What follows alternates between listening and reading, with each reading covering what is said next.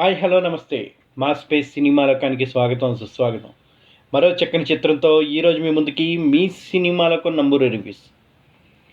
చక్కని ఫ్యాంటసీ ప్రపంచంలోకి తీసుకెళ్తూ ఒక అద్భుతమైన థ్రిల్లర్ మూవీని మనకు అందిస్తున్నటువంటి అభిషేక్ నామా నాగబంధం అంటూ వస్తూ ఉన్నాడండి. మరి ఈ పాన్ ఇండియా మూవీ అందరినీ ఆకర్షించిందా, ఏ విధంగా ఉంది అనేది ఇప్పుడు చూసుకుందాం. చిత్రం పేరు నాగబంధం. నటీనటులుగా విరాట్ కర్ణ, నభా నటేష్, ఐశ్వర్య మీనన్, దక్ష సగార్కర్, మహేష్ మంజరేకర్, జగపతి బాబు, మురళీ శర్మగా నటించారు. సంగీతం అందించాడు Junaid Kumar. Cinematography Sundar Rajan S. Editing RC Pranav. నిర్మాతగా కిషోర్ అన్నపరెడ్డి, నిషిత్ నాగరెడ్డి. రచనా దర్శకత్వం అభిషేక్ నామా. ఈ శుక్రవారం విడుదలై ప్రపంచవ్యాప్తంగా ఒక పాన్ ఇండియా మూవీగా విడుదలైనటువంటి ఈ సినిమా ఏ విధంగా ఉందో చూసుకుందాం. పెద్దకాపు చిత్రంతో ప్రేక్షకులను అరణించినటువంటి విరాట్ కర్ణ కథానాయకుడిగా రూపొందించినటువంటి పాన్ ఇండియా మూవీ నాగబంధం ప్రచార చిత్రాలతో అందరినీ దృష్టిని ఆకర్షించి అంచనాలు పెంచింది. పురాతన రహస్యాలు, నాగబంధం సాంప్రదాయంతో ముడిపడిన ఈ కథని ఒక విజువల్ వండర్గా తీర్చిదిద్దినట్టుగా కనిపిస్తుంది. మరి అభిషేక్ నామా టేకింగ్ ఎలా ఉంది, ఎలాంటి థ్రిల్ పంచింది అనేది కథలోకి వెళ్ళిన తర్వాత మాత్రమే తెలుస్తుంది. ఆ కథ ఏంటో ఇప్పుడు తెలుసుకుందాం.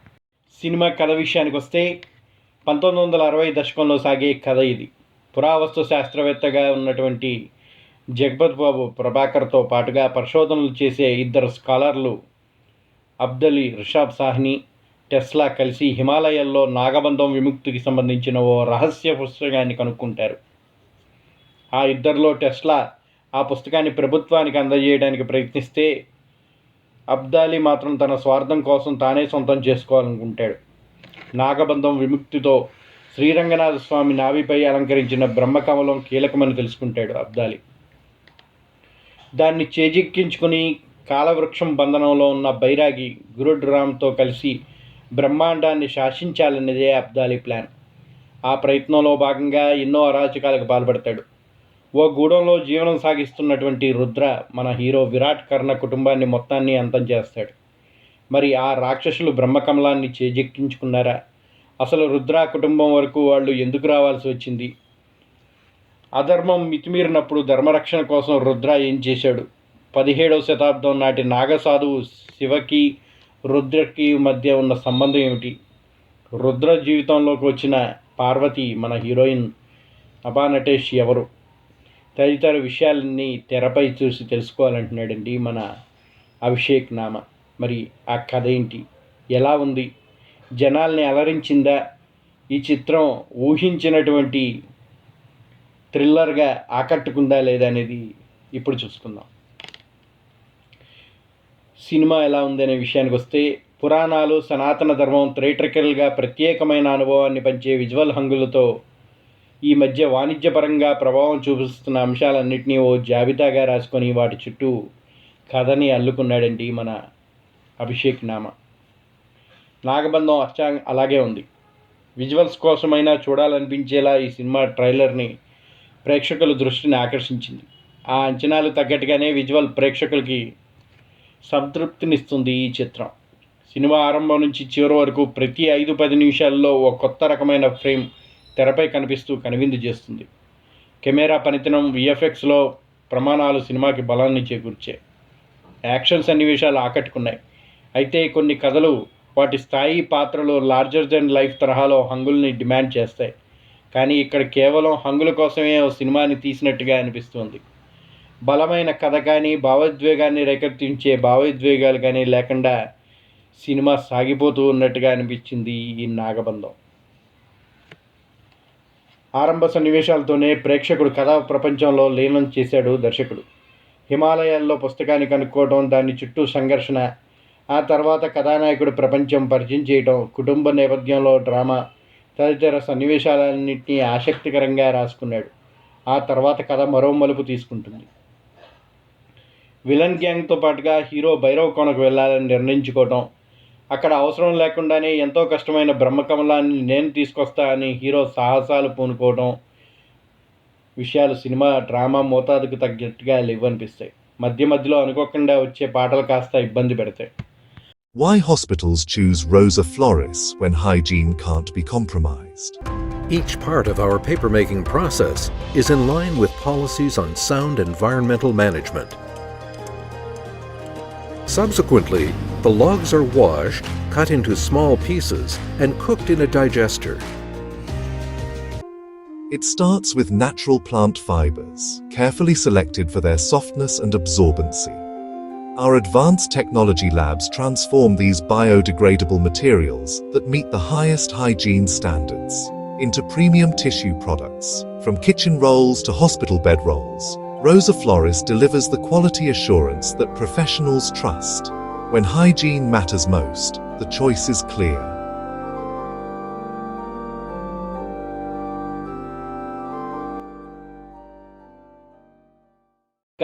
విరామ సన్నివేశాలకు ముందు ఫైట్ ఎపిసోడ్లో సినిమా కాస్త గాడిన పడినట్టుగా అనిపిస్తుంది. అయితే అప్పటికే నిడివి సుదీర్ఘమైన యాక్షన్ ఎపిసోడ్ కారణంగా పతాక సన్నివేశాలని చూసేసామో అనే అనుభూతి కలుగుతూ ఉంటుంది.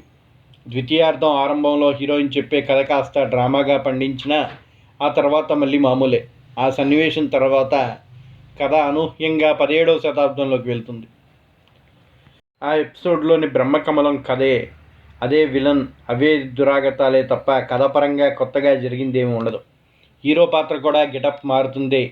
అధర్మం మితిమీరినప్పుడు ధర్మం పరిరక్షణ జరుగుతుందని చెబుతూ సనాతన ధర్మ విశిష్టతని వివరిస్తూ సినిమాని ముగించాడు దర్శకుడు. నాగబంధం నుంచి విముక్తి కలిగితే ఏం జరుగుతుంది, బ్రహ్మాండాన్ని శాసించడం అంటే ఏమిటో లోతుగా చెప్పాల్సింది. అవేవీ చెప్పకుండా ఏదో హిమాలయ బుక్ షాప్లో ఒక పుస్తకం పట్టుకొచ్చి దాన్ని పైపైన చదివేసి చూపించినట్టుగా తీసేసాడు ఈ సినిమాని. అవేవో చెప్పకుండా మరో భాగం కోసం ఎదురు చూడండి అంటూ శుభం కార్డు వేసాడు. సినిమాని వీళ్ళు పెట్టిన ఖర్చుకి కథని కొంచెం ప్రాపర్గా రూపొందించుకుంటే నిజంగా లార్జర్ దెన్ లైఫ్ మూవీలాగా ఉండేది. కానీ మరి వీళ్ళు సెకండ్ హాఫ్లో చూపిద్దాం అనుకుని ఏమన్నా పొరపాటున పప్పులో కాలేసారేమో, కానీ ఈ పార్ట్ అయితే కొంతగా డిసప్పాయింట్ చేసిందని చెప్పాలి. ఇక ఎవరెలా చేశారంటే 2 కోణాల్లో సాగే పాత్రలో కనిపించాడు మన విరాట్ కర్ణ. 2 పాత్రల మధ్య చెప్పుకోదగ్గ వైవిధ్యం పెద్దగా లేకపోయినా ఆ గెటప్పులు మాత్రం బాగా నప్పాయి. ప్రథమార్థంలో పోలిస్తే ద్వితీయార్థంలో ఆయన నటన కొంచెం మెప్పించింది. యాక్షన్ సన్నివేశాల్లోనే మెరిశారు. ముఖ్యంగా విరామానికి వచ్చే యాక్షన్ ఎపిసోడ్, పతాక సన్నివేశాలు చాలా బాగున్నాయి. ముఖ్యంగా ఉన్న లోపం ఏదైనా ఉందంటే సినిమా కథనం అనే చెప్పాలి. కథానాయక విషయానికి వస్తే నభానటేశ్వరికి ప్రాధాన్యం ఉన్న పాత్ర దక్కింది. మరో 2 కథానాయకులు దక్ష, శ్వేతా మీనన్ ఉన్నవాళ్ళ పాత్రలు పరిధి మేరకు తక్కువే ఉంది. సభా కథని మలుపు తిప్పే పాత్రలో కనిపించడంతో పాటు ఆమెకు నటించే ఆస్కారం కూడా ఎక్కువ దొరికింది. ప్రతినాయకుడిగా రిషబ్ సాహిని ఆకట్టుకున్నాడు. బైరాగి పాత్రలో గరుడరామ్ పరిచయం అయ్యే విధానం, ఆ తర్వాత ఆయన గెటప్ ఆసక్తిగా రేకిస్తుంది. ఫస్ట్ హాఫ్పై అనసూయ, సోనియా సింగ్, శరణ్య, అంకితా కొయ్య పాత్రలు ప్రభావం చూపిస్తాయి. మురళీ శర్మ, మహేష్ మంజ్రేకర్ తదితరుల పాత్రలు సెకండ్ హాఫ్లో కీలకంగా మారాయి. సాంకేతిక విభాగాలు సినిమాకి ప్రధాన బలం. సౌందర్యరాజన్ సినిమాటోగ్రఫీ మెప్పిస్తుంది. జునైద్ కుమార్, అబిల్ సంగీతం బాగుంది. అశోక్ కళా ప్రతిభ అడుగడుగునా కట్టిపడేస్తుంది. శ్రీరంగపురం దేవాలయం మొదలుకొని ద్వితీయార్థంలో కనిపించే విరాట్ పురుషాలయం వరకు ప్రతి సెట్ భారీతనంతో కట్టిపడేసింది. సినిమాలో అడుగడుగున పాములో విజువల్స్ కట్టిపడేస్తూ ఉంటాయి. జగపతి బాబు హెలికాప్టర్ కూలిపోయే సన్నివేశం మినహా విజువల్ ఎఫెక్ట్స్లో ఎంతో సహజంగా కుదిరాయి. సినిమా తీయటానికి చక్కని బడ్జెట్, అద్భుతంగా తెరకెక్కించారు. కానీ కథలోని లోపం మాత్రం ఇట్టే తెలుస్తుంది. డైరెక్షన్లో కూడా అక్కడక్కడ లోపాలు ఉన్నాయి. దర్శకుడు అన్ని విభాగాల్ని సమర్థంగా నడిపిస్తూ అనుకున్న కథని ఆత్మవిశ్వాసంతో తెరకెక్కించిన రచనలోనే ఇంకాస్త పదును, బలమైన ఎమోషన్స్ చేర్చి ఉంటే మరో స్థాయికి చేరి ఉండేది ఈ సినిమా అనటంలో ఎటువంటి డౌట్ లేదు.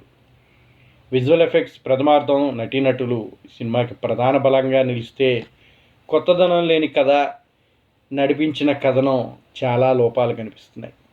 ఇక సినిమాలో భావోద్వేగాలు కొరవట్టడం, అవసరం లేకుండా చొప్పించినటువంటి సీన్స్ వల్ల సినిమా దాని క్వాలిటీని పోగొట్టుకుందనే చెప్పచ్చు. 1962 సమయంలో హిమాలయాల్లో పురావస్తు శాఖ చెందిన రీసెర్చర్స్లో ఒకరుగా హిమాలయాల లోతుల్లో గల కాలవృక్షంలో బందీ కాబడ్డ బైరాగి గరుడరామ్ అనే తాంత్రికుడు చెప్పిన బ్రహ్మకమలం అలాగే గరుడ మంత్రాల గ్రంథం కోసం చెప్పి వాటి ద్వారా లోకాన్ని శాసించే నాగబంధం కోసం చెప్తాడు. అక్కడ నుంచి అలీ రిషబ్ సాని వేట మొదలు పెడతాడు. ఈ క్రమంలో రుద్ర విరాట్ కర్ణ హీరో ఈ నాగబంధం వలయంలోకి వస్తాడు. తనకి ఆ బ్రహ్మకమలం నాగబంధానికి ఉన్న లింక్ ఏంటి, చివరికి ఆ నాగబంధం వరకు వెళ్ళగలిగారా లేదా, ఈ క్రమంలో జరిగిన పోరాటం ఏంటి అనేది ప్రధాన అంశంగా తీసుకుని ఈ చిత్రాన్ని తెరకెక్కించారు. కొంచెం ఫ్యాంటసీ టచ్తో నిధి నిక్షేపాలు వేట వంటి కాన్సెప్ట్లు ఒకంత ఎప్పుడూ ఇంట్రెస్టింగ్గానే అనిపిస్తూ ఉంటాయి. అదే తరహా టచ్తో నాగబంధం కూడా తెరకెక్కించారు. చక్కని విజువల్ ఎఫెక్ట్స్ తోటి అద్భుతంగా తెరకెక్కించి మంచి కాన్సెప్ట్ తీసుకున్న ఆ లైన్ని అందుకోవడంలోనే కథనం లోపించిందని చెప్పచ్చు. ఫస్ట్ హాఫ్లో ఎంగేజ్ చేస్తుంది. ఒకంత పెద్ద నిడివి సినిమానే అయినప్పటికీ ఫస్ట్ హాఫ్లో దాదాపు కథనం డీసెంట్గా ఎంగేజ్ చేసే విధంగా వెళ్ళిపోతుంది. ఎడిటింగ్ కొంచెం బాగుండి కొంచెం కత్తెరలు వేసి ఉంటే ఇంకా బాగుండేది. ఇంటర్వెల్ బ్లాక్ యాక్షన్ సీన్ మరికొన్ని యాక్షన్ సీన్స్ వంటివి ఈ సినిమాలో హైలైట్గా అనిపిస్తాయి. వీటితో పాటుగా సినిమాలో భారీ స్కేల్ మరో హైలైట్ అని చెప్పాల్సిందే. అనంత పద్మనాభ స్వామి రంగనాథ స్వామిని చూపించి ఒక సరికొత్త ప్రపంచాన్ని ఇందులో సృష్టించారు.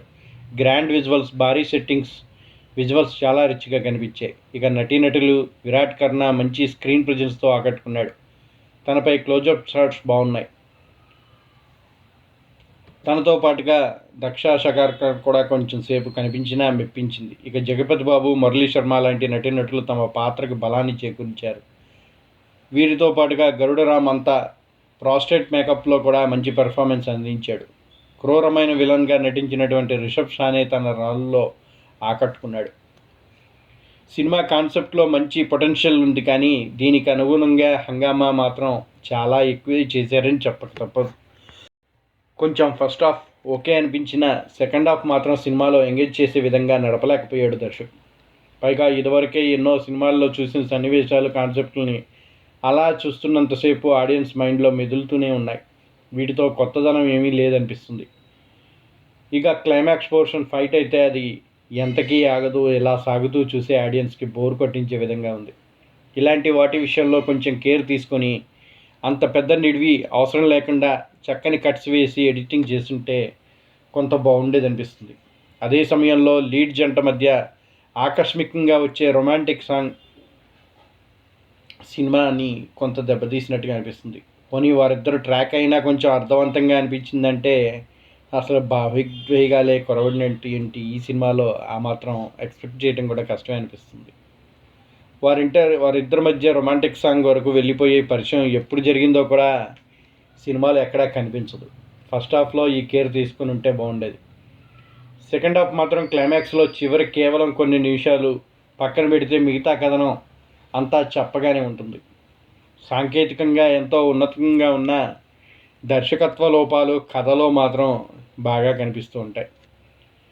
ఇక దర్శకుడు అభిషేక్ నామా విషయానికి వస్తే మంచి కాన్సెప్ట్ని తీసుకున్న, అలాగే ఇందులో నటీనటుల పాత్రలు డిజైన్ చేసిన విధానం బాగున్నప్పటికీ దాన్ని నడిపించడంలోనే ఫ్లాప్ అయ్యాడని చెప్పచ్చు. సెకండ్ హాఫ్లో తను స్టోరీని మెయింటైన్ చేయలేకపోయాడు. మొత్తంగా చూసుకున్నట్టయితే నాగబంధంలో కాన్సెప్ట్, దాని చుట్టూ నడిచే డ్రామా ఆకట్టుకుంటుంది. విరాట్ కర్ణ ఈ సినిమా కోసం గట్టి ఎఫర్ట్స్ పెట్టాడు. అలానే సినిమాలో గ్రాండ్ స్కేల్ విజువల్స్ ఆకట్టుకున్నాయి. సహాయ నటుల పర్ఫార్మెన్స్లు కూడా బాగున్నాయి. కానీ సెకండ్ హాఫ్లోనే మొత్తం చెడగొట్టారని చెప్పాలి. సినిమా సాగతీతగా అనిపించడం, కొన్ని అనవసరమైన సీన్స్ని చొప్పించడం, డివోషనల్ అడ్వెంచర్ సినిమాల ఫీల్నే ఇది కూడా మిగులుస్తుంది.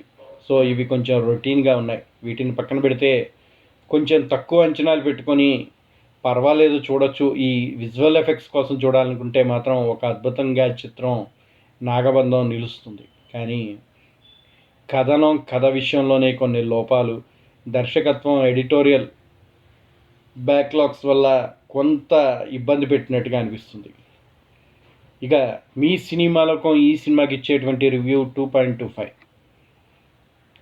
ప్రతి ఒక్కరు కూడా చక్కని విజువల్ ఎఫెక్ట్స్ ఆకట్టుకునే విధంగా ఉన్నటువంటి దైవికమైన అంశాలు ఈ నాగబంధాన్ని ఫ్యామిలీతో కలిసి చూడదగ్గ సినిమాగా చెప్పచ్చు. లార్జర్ దెన్ లైఫ్ సినిమాలాగా తెరకెక్కించినటువంటి ఈ సినిమా గ్రాండ్ విజువల్స్ చూడాలంటే తప్పకుండా అది థియేటర్లో మాత్రమే సాధ్యం అవుతుంది. అన్నీ బాగున్నాయి కానీ అంగట్లోనే ఏమీ లేవన్నట్టు సినిమా అంతా అద్భుతంగా తెరకెక్కించిన కథనంలోనే లోపం ఉండటంతో కొద్దిగా దెబ్బతీసింది. మరి మీకు ఈ సినిమా ఎలా అనిపించిందో మర్చిపోకుండా కామెంట్ బాక్స్లో తెలియచేయండి.